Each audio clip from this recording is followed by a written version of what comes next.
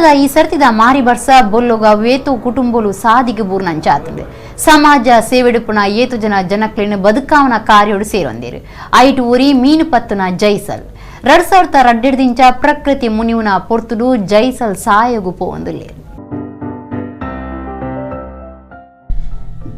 ದೈವತ್ತಿಂಡಿ ಸ್ವಂತ ನಾಡೆ ಎಂದು ಮಲಯಾಳಿದಕ್ಲು ಪೆರ್ಮೆಡು ಪನ್ಪುನ ಕೇರಳ ರಾಜ್ಯ ಈ ಸರ್ತಿದ ಮಾರಿ ಬರ್ಸಬೊಲ್ಲೊಗು ನಡ್ಗದು ಪೋತುಂಡು